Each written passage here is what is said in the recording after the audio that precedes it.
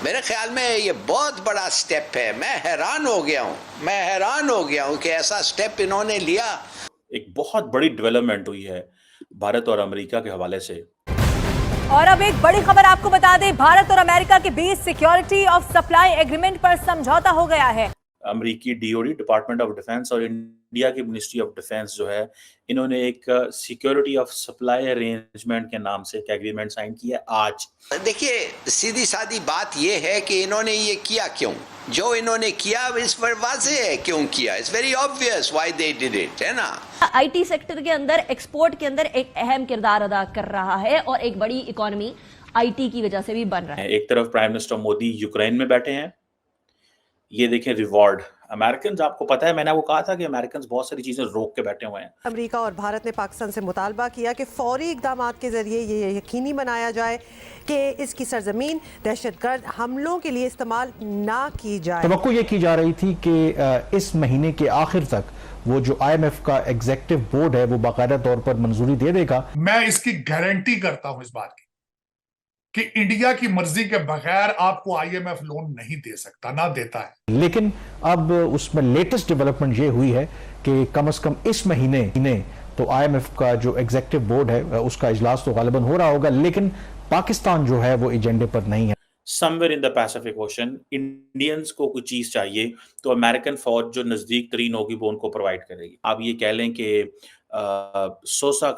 नमस्कार दोस्तों, नमो राष्ट्रवाद में आपका स्वागत है। आज के इस वीडियो में देखेंगे कि भारत और अमेरिका के बीच में एक समझौता हुआ है रक्षा क्षेत्र में, जिसमें दोनों देशों की जो आर्मीज़ हैं वो एक दूसरे की मदद करेगी। यानी कि भारत की आर्मी अमेरिकन आर्मी की मदद करेगी अगर वो भारत के रीजन में होंगे, और उसी तरह से दुनिया में भारत की आर्मी जहाँ पे भी होगी उनकी मदद अमेरिकन आर्मी करेगी, उन्हें सप्लाई लाइन और जो भी ज़रूरी चीज़ें होंगी प्रोवाइड कराएगी। तो अभी तक अमेरिका ने कई देशों के साथ ये समझौता किया है, लगभग 18 देशों के साथ किया है, और अब उसमें भारत भी। अब इन 18 देशों में ज़्यादातर यूरोपियन देश ही होंगे और ज़्यादा किसी के साथ किया नहीं होगा। लेकिन अब इससे पता चलता है कि कितना ज़्यादा इम्पोर्टेंट है भारत अमेरिकन पॉलिसी में, और पूरी तरह से अब चीन को काउंटर करने के लिए अमेरिका भारत को तैयार कर रहा है। अभी हमने देखा है कि रशिया और जो यूक्रेन के बीच में वॉर है उसमें भी मीडिएटर का काम भारत करने वाला है, और ये एक नया डेवलपमेंट है। तो आप इसके बारे में क्या सोचते हैं, कमेंट बॉक्स में ज़रूर बताइएगा। वीडियो अच्छा लगे तो लाइक करें, शेयर करें, चैनल को सब्सक्राइब करें और बेल का आइकन प्रेस कर दें लेटेस्ट नोटिफिकेशंस के लिए। बहुत बड़ी डेवलपमेंट हुई है भारत और अमेरिका के हवाले से कि भारत और अमेरिका ने 4 मिलिट्री फाउंडेशन एग्रीमेंट साइन किए हैं, और इन 4 बेसिक मिलिट्री एग्रीमेंट साइन करने के बाद इस वक्त इंडिया जो है वो एक जो अमेरिका की जो इंडो पैसिफिक कमांड है उसका समझे इंडिया जो है वो हिस्सा बन गया। और इंडो पैसिफिक कमांड का एक पूरा डिफेंस नेटवर्क है। ये अगर मैं सिर्फ आपको ये बताऊं कि ये जो एग्रीमेंट है ये बड़ा इंटरेस्टिंग है। ये बेसिकली अमेरिकी डीओडी, डिपार्टमेंट ऑफ डिफेंस, और इंडिया की मिनिस्ट्री ऑफ डिफेंस जो है, इन्होंने एक सिक्योरिटी ऑफ सप्लाई अरेंजमेंट के नाम से एक एग्रीमेंट साइन किया है आज।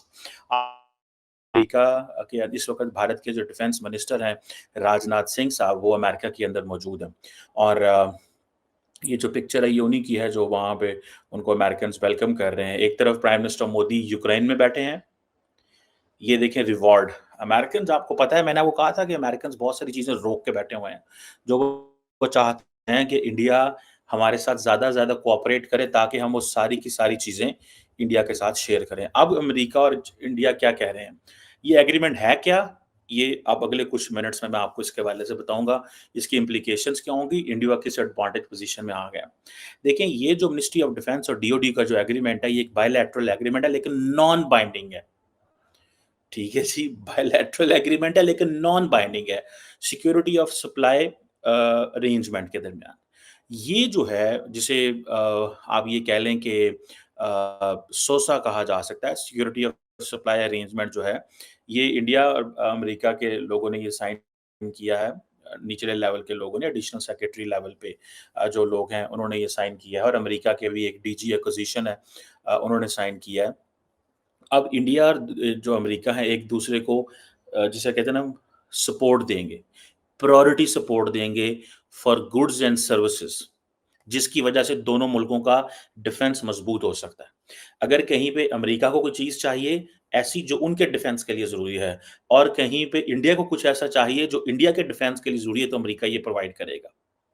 इस एग्रीमेंट और अरेंजमेंट के बाद दोनों मुल्क जो हैं वो एक दूसरे के जो इंडस्ट्रियल रिसोर्सेज हैं उन्हें एक्वायर कर सकते हैं। और दूसरा ये है कि दोनों मुल्क जो हैं एक दूसरे की जो सप्लाई चेन है उसको डिस्टर्ब नहीं होने देंगे और दोनों मुल्क एक दूसरे की जो नेशनल सिक्योरिटी नीड्स हैं वो पूरी करेंगे। सो जहां पे in case somewhere in the Indian ocean, somewhere in the Pacific ocean Indians को कोई चीज चाहिए तो अमेरिकन फौज जो नजदीक तरीन होगी वो उनको प्रोवाइड करेगी। इसी तरह इसी स्पेस के अंदर अमेरिकन को कोई चीज चाहिए तो इंडिया उनको वो चीजें वहां पे सप्लाई करेगी। तो सब अफसोस कि बॉर्डर के एक पास आपने सूरत हाल बताई है वैसी ही है और दूसरी साइड पे यहाँ पे फैटफ आपकी नाक की लकीरें निकलवाता है। दूसरा, आईएमएफ ने आपके साथ कौन सी शर्त है जो नहीं रखी उन्होंने बल्कि यहाँ तक कि आके अब वो आपके सियासी मामलात के अंदर भी इंटरफेयर कर रहे हैं। कभी इलेक्शन पूछते हैं कैसे होंगे, क्यों होंगे, कौन कराएगा, ये एक अलग चीजें हैं। आपके अभी बिजली का रेट है वो बढ़ा है रिसेंटली, उसके बाद वो बिजली के रेट पे इंटरेस्टेड है, लेकिन आपके 87 मेंबर है इस वक्त कैबिनेट के, उनमें उनका कोई इंटरेस्ट नहीं है। लेकिन दूसरी तरफ मैं ये बताना ये चाहूंगा कि भारत को ये करते हुए 76 साल लगे हैं।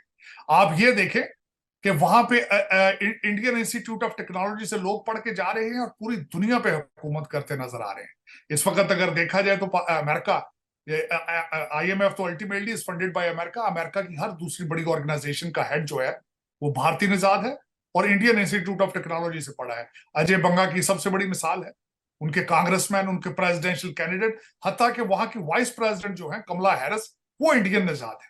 और जब दूसरी तरफ अभी रिसेंटली आपने और मैंने मिलकर, मुझे अभी याद है कि मोदी साहब का हमने जो ओवरसीज ट्रिप कवर किया था, तो उन तीनों चीजों के अंदर नजर आया था कि वो अपने भारतीय डायस्पोरा को प्रमोट करते नजर आए, वो भारत की करेंसी को प्रमोट करते नजर आए, वो यूपीआई को प्रमोट करते नजर आए।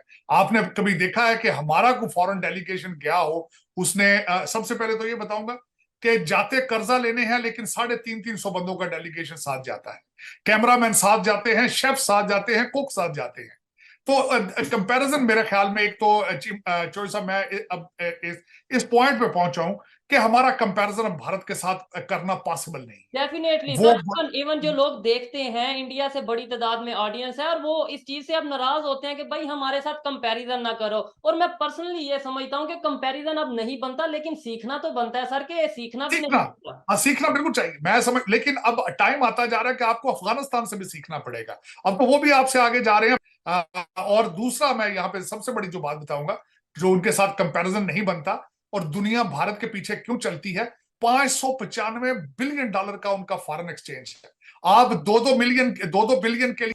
तो दोस्तों, वीडियो आपने देख लिया। वीडियो देख के बिल्कुल आपको समझ में आ गया होगा कि किस तेज़ी के साथ भारत की जो फॉरेन पॉलिसी पिछले 10 सालों में चेंज हुई है मोदी जी के आने के बाद, और किस तरह से अब भारत को बहुत ही सीरियसली लिया जाता है पूरी दुनिया में, और अमेरिका इस तरह के कॉन्टैक्ट भारत के साथ कर रहा है जो पहले कभी नहीं हुए थे। तो इसके पीछे बहुत मेहनत है विदेश मंत्रालय की और विदेश मंत्री की, जिस तरह से उन्होंने पूरी विदेश नीति को खड़ा किया है। अब पहले अगर हम 10 साल पहले का हम देखें तो भारत की विदेश नीति बहुत ही लंचर होती थी। किसी भी तरह के कोई ऐसा नहीं था कि जो इन्वॉल्वमेंट दिखाई जाती हो, जो बहुत ही बड़े मुद्दे होते थे दुनिया में, उसमें इन्वॉल्वमेंट नहीं दिखती थी भारत। आज वो इन्वॉल्वमेंट दिखती है क्योंकि उस चीज़ को काउंटर किया जा रहा है, उस चीज़ में अपना कंट्रीब्यूट हम दे सकते हैं, ये पूरी दुनिया को बताया जा रहा है। और यही चीज़ है, यही कारण है कि मोदी जी की लोकप्रियता और भारत की लोकप्रियता पूरी दुनिया में बढ़ रही है। और इसी में एक जो मेजर डेवलपमेंट था वो ये था कि अब रशिया यूक्रेन के बीच में जो वॉर चल रही है उसमें भारत मीडिएटर का काम करने वाला है।